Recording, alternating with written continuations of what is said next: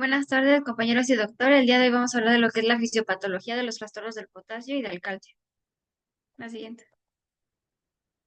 El potasio principal es el que va a estar circulando como un ion libre y solamente una fracción mínima va a estar unida a proteínas plasmáticas que corresponden a un 5%. Sus valores es de 3,5 a 5,5 equivalentes por litro y dentro de sus funciones principales es el mantenimiento del potencial de membrana, y la neurotransmisión, la contracción muscular, la regulación del equilibrio ácido-base, una buena síntesis de glucógeno y de proteínas, la regulación entre el volumen celular y la osmótica, y también va a influir en lo que es la liberación de insulina y la acción de las hormonas como la aldosterona. El potasio generalmente se mantiene en concentraciones plasmáticas dentro de un rango muy estrecho, pero se va a ajustar de acuerdo tanto a la ingesta de potasio y a la excreción de potasio. Y es importante que se mantenga una distribución adecuada entre los compartimentos tanto extracelulares e intracelulares.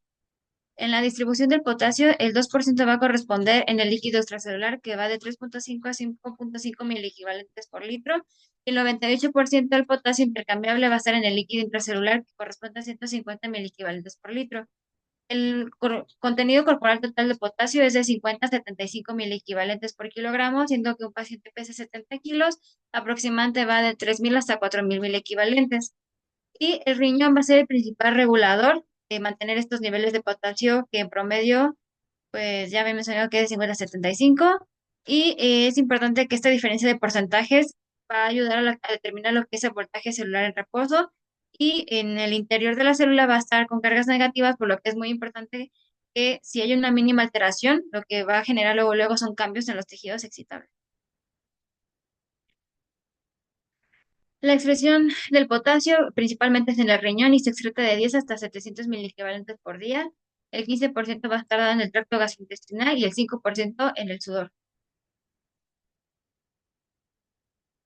De los mecanismos reguladores, la ingesta de alimentos, la liberación de insulina tras la ingesta de alimentos va a provocar que se una a sus receptores específicos en la célula y ocurra la transducción de lo que es el GLUT4 para que la glucosa pueda ser captada y entre a la célula. Va a haber tejidos sensibles a lo que es la insulina, como el músculo estriado, los riñones, el corazón, el cerebro y el tejido adiposo, que van a estar generando un aumento en lo que es la bomba sodio-potasio TPasa. La siguiente, por favor. En el caso del ejercicio, tenemos que durante un estrés físico intenso, las concentraciones de potasio en el líquido intersticial van a estar aumentando y generan lo que es la liberación de catecolaminas, que también van a estar regulando la misma distribución de potasio.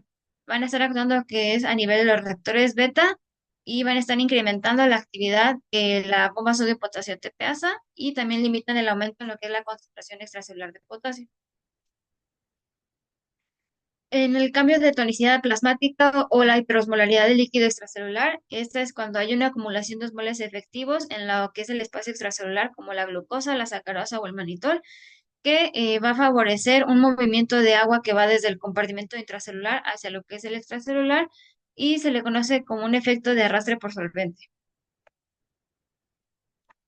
El otro va a ser trastornos ácido-base. En el caso de cuando hay una acidemia, lo que causa es una pérdida de potasio de las células, no tanto por el intercambio directo de potasio con los hidrogeniones, sino que los hidrogeniones en el medio extracelular van a estar entrando a la célula y va a estar ejerciendo una salida pasiva de lo que es el potasio. Esto va a estar para mantener lo que es la electronegatividad y va a estar dado en lo que son acidosis hiperclorémicas y en las de anión GAP normal. Y es importante saber que las alteraciones respiratorias en el equilibrio ácido-base no van a ejercer o ejercen muy poco efecto en lo que es la distribución transcelular del potasio. En el caso de la eliminación renal, potasio se filtra libremente por lo que es el glomérulo y se reabsorbe casi en su 90% en el túbulo proximal y en la rama central de la sala de Henle. En el caso del túbulo proximal, se reabsorbe del 65 hasta el 70% del potasio filtrado y su reabsorción es pasiva y paracelular, ya sea por difusión o arrastre de solvente. Y en la rama central de Henle se reabsorbe del 20 al 25% del potasio filtrado. Para su eliminación se debe mantener igual esta homeostasis que va a estar dada por lo que es el túbulo distal y el túbulo colector cortical. Y aquí van a participar dos células que son las células principales, que son encargadas de secretar potasio hacia lo que es la orina, y las células intercaladas, tanto tipo A y B, que se encarga de, generalmente de lo que es el equilibrio ácido-base, pero también van a participar en lo que es la reabsorción del potasio en caso de que sea necesario.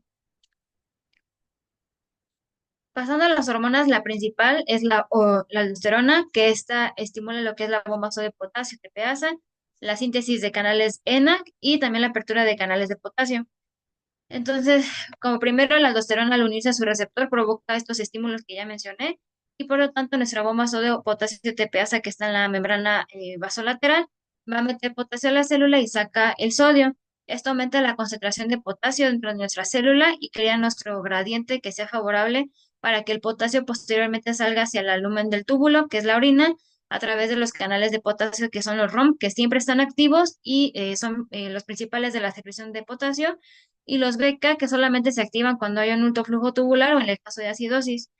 Y al mismo tiempo que esto pasa, también se activan canales que son los ENA que están en la membrana apical. Y aquí lo que hace es que mete el sodio y esto ayuda a que se mantenga nuestro gradiente eléctrico. Y hay otros canales que son de potasio vasolaterales que igual ayudan a mantener esta homeostasis y son útiles para evitar la sobrecarga de potasio. En el caso de la expresión de a los aniones no reabsorbibles, como un aumento en lo que es el bicarbonato y también en lo que es el sulfato y el fosfato, lo que genera en la nefrona distal es que aumenta la electronegatividad intraluminal y a consecuencia estimula lo que es la secreción de potasio. Y en la teoría, que se le conoce como la teoría de eje entero renal, en donde tras una ingesta alta de potasio, se genera una señal en el intestino en donde el riñón lo que hace es mandar señal para disminuir lo que es el cotransportador de sodio-cloro.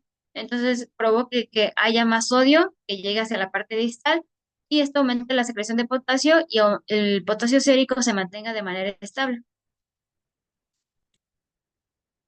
Pasando ahora hacia la hipercalemia, se va a definir como una concentración sérica de potasio que va a ser por arriba del límite que es de 5.5 mil equivalentes.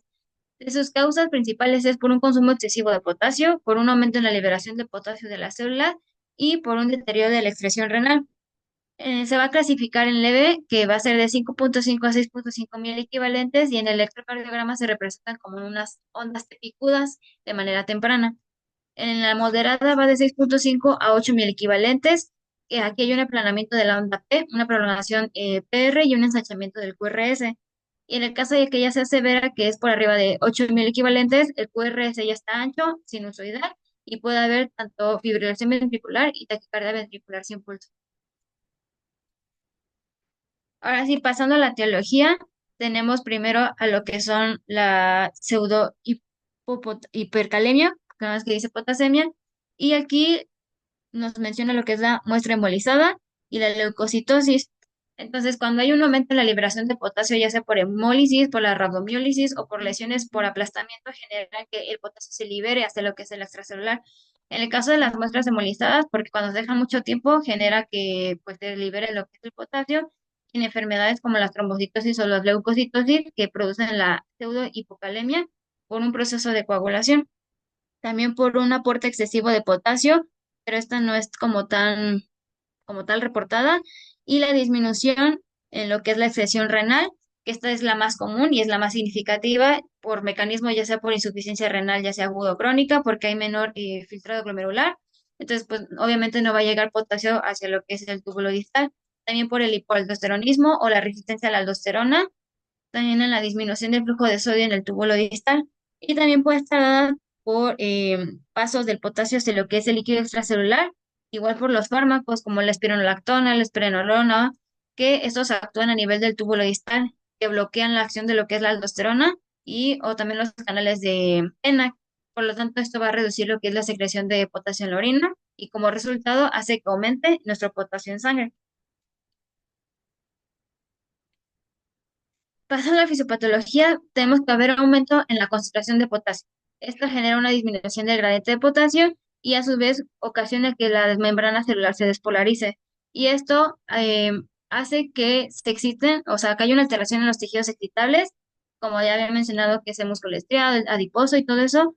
En el caso del músculo va a haber una hiperexcitabilidad, va a haber presencia de calambres y de parestesias. En el caso del corazón puede haber riesgo de arritmias graves bloqueos, fibrilaciones o asistolias. Y también puede haber afección a otros órganos cuando no hay una buena compensación renal. Nos puede ocasionar lo que es una insuficiencia renal o un déficit de aldosterona. Ajá. Entonces, el efecto fisiológico como tal del exceso de potasio es que cuando hay un aumento de potasio extracelular, se va a reducir la diferencia de potencial de membrana. Entonces, esto afecta de manera directa a lo que es el corazón y el sistema neuromuscular, ocasiona lo que es una despolarización mantenida, una alteración en lo que es la conducción cardíaca y una parálisis ya sea muscular o una debilidad progresiva. Entonces, dentro de los síntomas más comunes están los gastrointestinales, los neuromusculares y cardíacos. En los gastrointestinales, las náuseas, el vómito, la diarrea y los cólicos. En los neuromusculares, la debilidad, las parálisis y más grave, la insuficiencia respiratoria. En el electrocardiograma, lo que vamos a estar viendo es lo que mencioné, ondas T combinadas, esto cuando es un cambio temprano, una ampliación de lo que es el complejo QRS, que la onda P esté aplanada, que nuestro intervalo PR esté prolongado y también va a haber formación de ondas senoidales y también puede haber la presencia de taquicardia ventricular o fibrilación ventricular sin pulso. Así.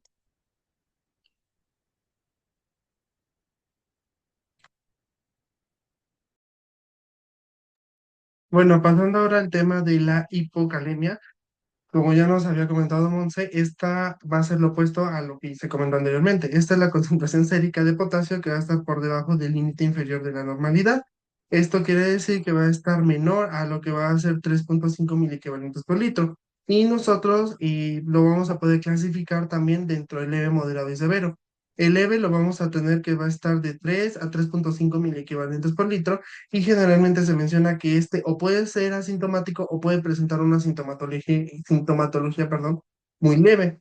En el caso de que esta sea moderada, pues vamos a tener que los valores se encuentran aproximadamente de 2,5 a 3 miliequivalentes y en el caso de que sea severa, vamos a tener que va a ser menor a 2,5 miliequivalentes por litro.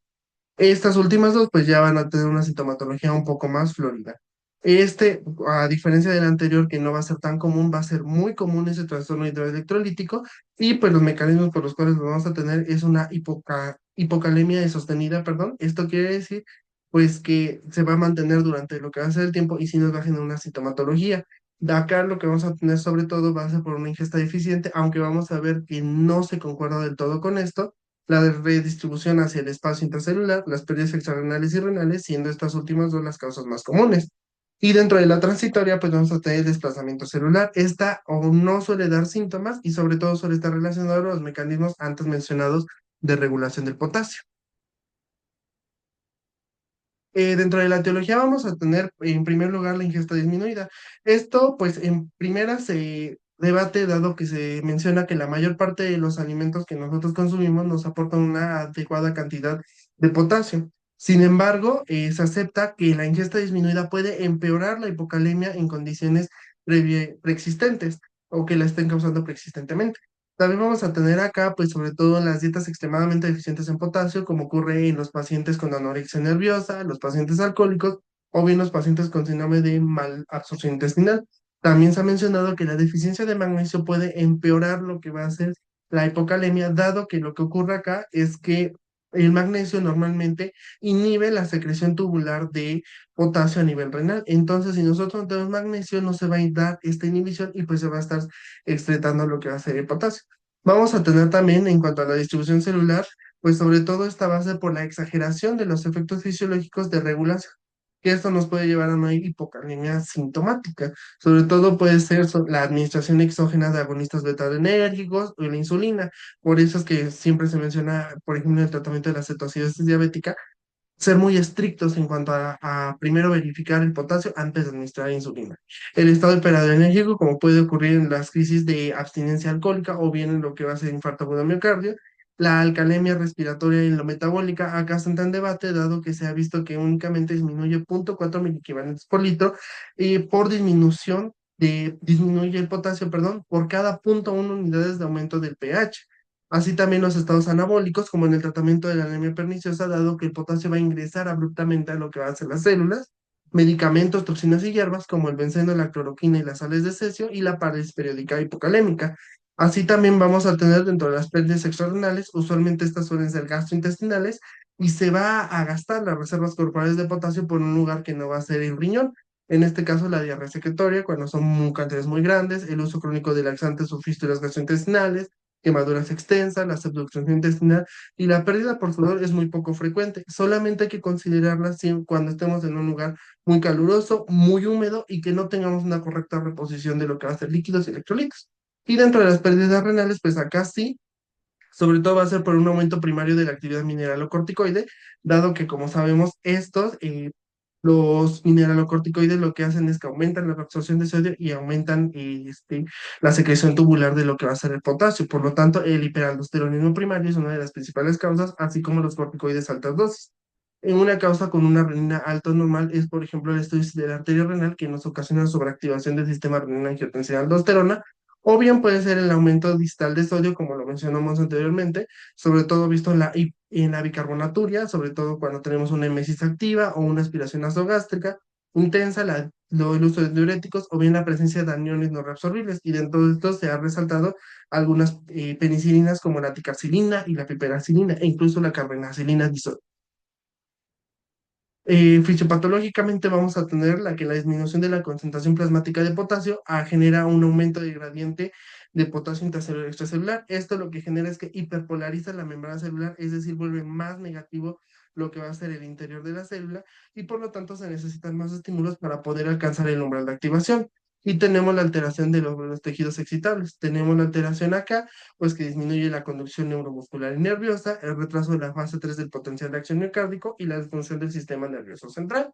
Y también vamos a tener afección a otros órganos, como va a ser alteraciones renales y la rhabdomiólisis, que veremos más adelante que no se va a dar en todos los casos.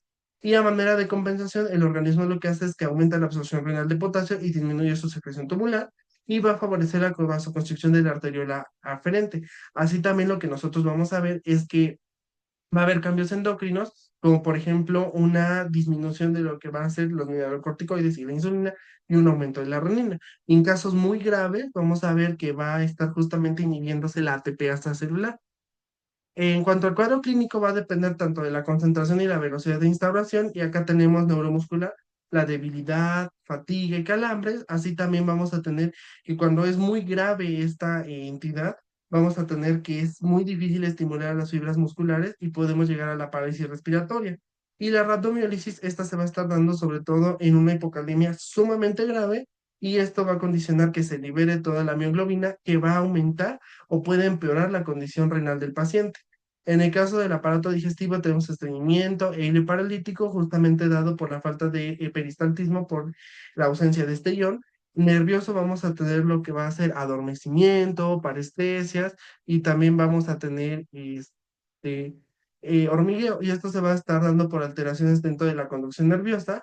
En el caso de la irritabilidad y letargo se dan por alteraciones dentro de la conducción nerviosa del sistema cortical, y el coma y las convulsiones se van a estar dando primordialmente en una hipocalemia muy grave, aunque es poco común, a menos de que esté asociada con otro desequilibrio electrolítico. Renalmente, pues acá vamos a tener nefritis intersticial, la pérdida de cloro, alcalosis metabólica, y también vamos a tener un aumento de la producción de amonio y de prostaglandinas renales.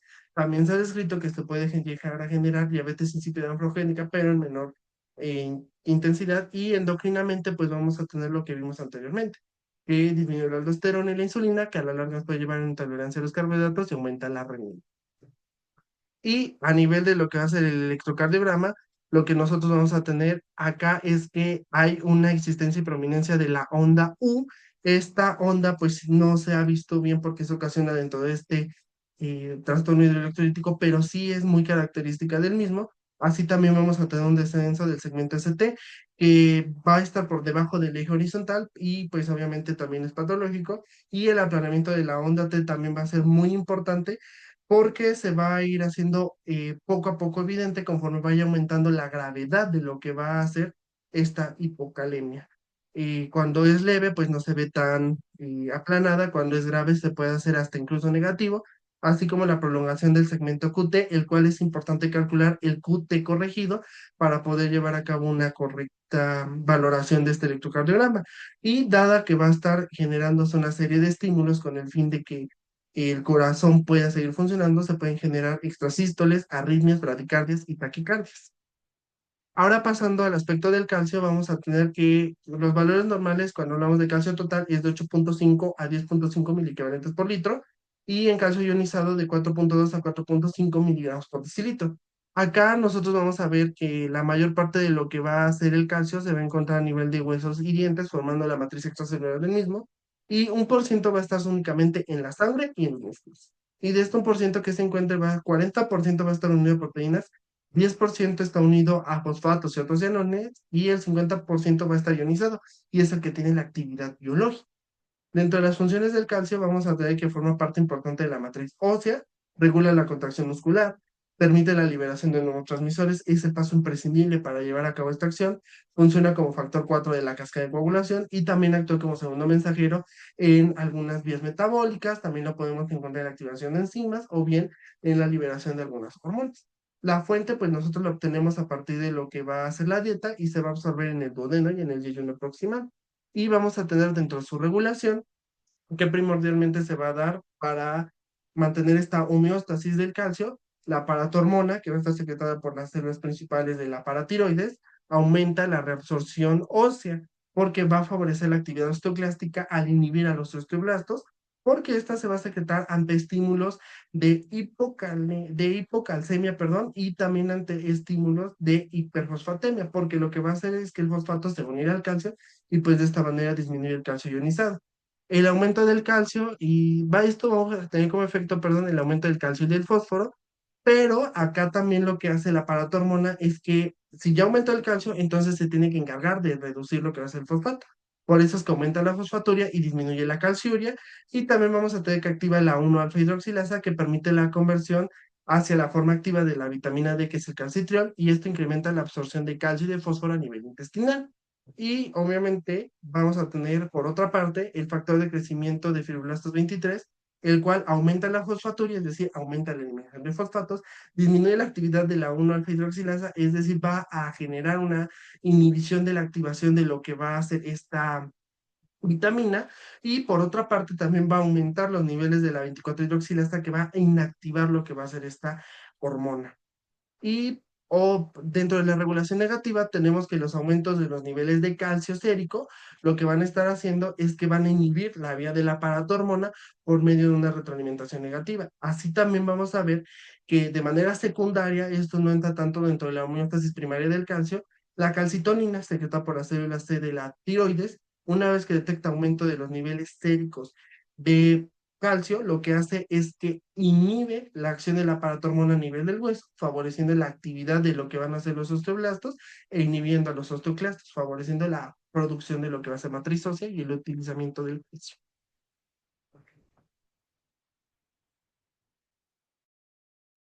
Bueno, ahora continuando con las alteraciones del calcio, mi compañero ya nos dio este preludio de la regulación y demás del calcio. Ahora vamos a pasar con lo primero con lo que es la hipocalcemia y posteriormente con la hipercalcemia. La hipocalcemia, pues como su nombre lo dice, va a verse como una disminución en la concentración de lo que es el calcio. Nosotros tenemos estos valores, el calcio total y el calcio iónico. El calcio total se va a presentar cuando los valores sean menores al 8.5 miligramos por decilitro y el calcio iónico cuando este sea menor a 4 miligramos por decilitro.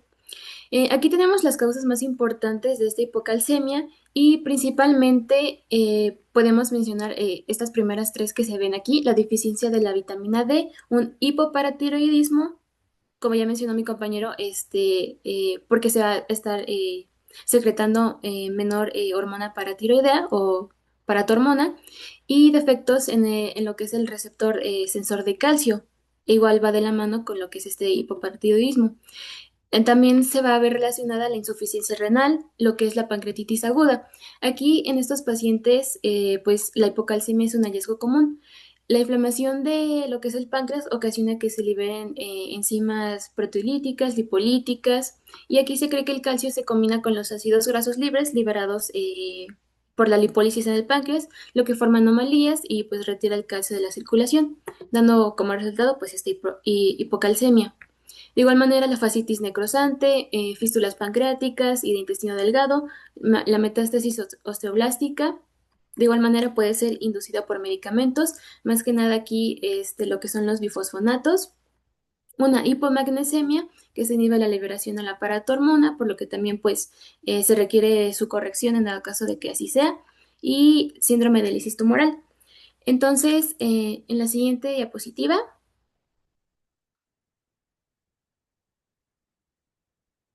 tenemos el mismo esquema que pues a grandes rasgos es lo que ya les comentó mi compañero de toda esta regulación de lo que es el calcio, la vitamina D y el fósforo que pues van estrechamente relacionados. Como ya mencionó, en la paratiroides están estos receptores que detectan pues estas concentraciones propias del calcio. Entonces, si detectan que hay menores concentraciones o bajas concentraciones de este calcio, pues se empieza a secretar lo que es la paratormona y va a actuar a nivel del hueso, intestino, aumentando esta reabsorción intestinal del calcio, de igual manera en riñón. Como ya les mencionó, en hueso pues estimula la liberación de calcio a partir del compartimento mineral óseo, de igual manera estimula la actividad osteoclástica, estimula la osteolisis y de igual manera la proliferación de estos osteoclastos precisamente para pues, aumentar los niveles de calcio. En riñón, pues estimula la excreción urinaria de fosfato y estimula la reabsorción urinaria de lo que es el calcio, pues para reducir las pérdidas urinarias de este. Y como ya les mencioné en la anterior diapositiva, si tenemos unas alteraciones, que ya les mencionaba, principalmente va a ser la deficiencia de vitamina D, el hipoparatiroidismo y defectos en este sensor de calcio, pues no se va a estar dando esta liberación normal de paratormona, lo que me va a llevar a niveles reducidos de calcio, es decir, la hipocalcemia propiamente, y me va a dar diversas manifestaciones clínicas. En la siguiente vemos las manifestaciones clínicas, que la principal o las más características, pues va a ser evidentemente la tetania, que este es el más característico por una hiperexcitabilidad neuromuscular. De igual manera tenemos los dos signos clásicos de la hipocalcemia, que va a ser el signo de Chebostek y el signo de Trousseau. El Chebostek pues va a ser evidente con la contracción muscular facial ipsilateral al nosotros hacer la percusión sobre el nervio facial delante del pabellón auricular. El signo de Trousseau va a ser evidente cuando nosotros insuflemos el manguito de la presión, el barométro, por encima de la presión sistólica, unos 10 milímetros de mercurio durante 3 minutos, y entonces aquí se va a hacer evidente este espasmo carpopedal, pues al comprimirlo, ¿no? Y también de igual manera se van a hacer evidentes las convulsiones y de igual manera aquí vamos a tener los cambios en el en el electrocardiograma. Más que nada, como vemos en la imagen, una prolongación de este intervalo QT. La onda T va a estar invertida. De igual manera podemos tener unos bloqueos cardíacos, bloqueos auriculoventriculares y de igual manera se puede ver una fibrilación ventricular. Aquí en la derecha vemos una imagen que pues es como una mnemotecnia de las manifestaciones básicas de lo que es la hipocalcemia, que son, se abrevia como CATS, de convulsiones, arritmias, tetanias, espasmos y estridor, básicamente. En la siguiente, ahora ya pasamos a lo que es la hipercalcemia, que ya es un aumento de las concentraciones del calcio. Aquí pues el calcio total va a estar aumentado, va a ser mayor a 10.5 miligramos por decilitro y del calcio iónico va a ser mayor a 4.8 miligramos por decilitro. De igual manera podemos agruparlo si es leve, moderado o grave. En el leve va a ser, los niveles van a ir de 10.5 a 12.5, moderada de 12.5 a 14.5 y grave pues ya va a ser mayor al 14.5 de miligramos por decilitro. Entre las causas más importantes o en las que hay que destacar son estas primeras dos que se muestran aquí, lo que es el hiperparatiroidismo primario y enfermedades neoplásicas. Ahorita en la fisiopatología vamos a explicar un poquito más, pero básicamente porque se va a expresar o se va a ver relacionada esta proteína relacionada con la hormona paratiroidea o la PTH. De igual manera va a haber un exceso, se asocia con un exceso de vitamina D, el síndrome de leche y alcalinos, que este síndrome de leche y alcalinos, también se conoce como síndrome calcio alcalino. Es una condición causada por la ingesta excesiva de calcio y álcalis. Entonces, pues generalmente se ven aquellos pacientes que consumen estos suplementos de carbonato de calcio y pues que los conlleva hasta hipercalcemia, más que nada. De igual manera, pueden presentar, aunado a esta hipercalcemia, una alcalosis metabólica y una lesión renal. También lo vamos a ver asociado a diuréticos, más que nada las tiazidas y en aquellos pacientes con trastorno bipolar que están bajo tratamiento con litio. Aquí es importante mencionar que podemos estar también ante una pseudo hipercalcemia, que en esta, pues, bueno, también se me pasó comentarles que podemos tener una pseudo hipocalcemia o una pseudo hipercalcemia. En la pseudo hipocalcemia, es una condición en la que la concentración de calcio es baja, pero el calcio ionizado es normal, lo que provoca una interpretación errónea de una hipocalcemia falsa. Y pues esto suele ser causado por niveles bajos de albúmina sérica, caso contrario o la contraparte de la pseudo hipercalcemia. Entonces, en la siguiente vemos la fisiopatología, lo que les comentaba.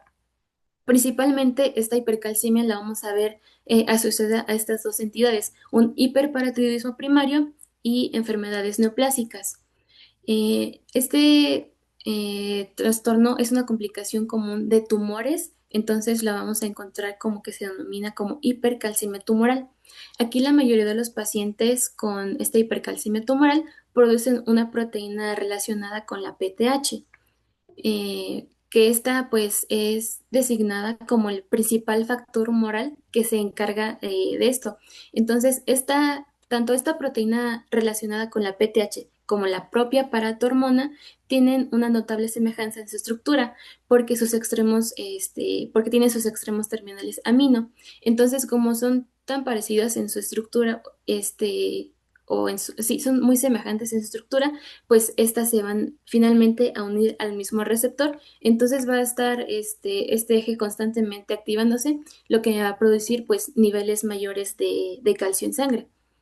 Y como consecuencia me va a dar manifestaciones clínicas que estas pues ya van a depender del nivel y del inicio de esta propia hipercalcemia.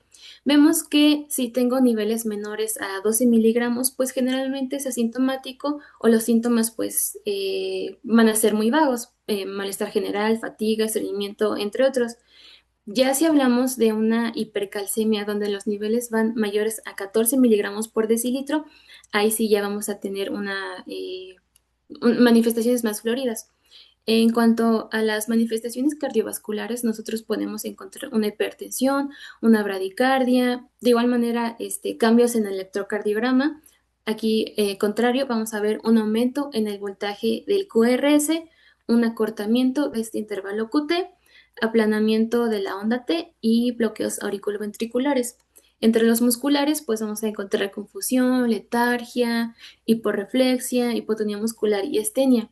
En los musculoesqueléticos, el paciente va a presentar debilidad, de igual manera fracturas patológicas, mialgias, artralgias o incluso osteopenia. En las digestivas, pues anorexia, náusea, vómito, estreñimiento, dolor abdominal y pancreatitis. Y en las renales, una poliuria o bien una nicturia, polidipsia, hipercalciuria y de igual manera estos pacientes con hipercalcemia se ven muy estrechamente relacionados con lo que es la nefrolitiasis.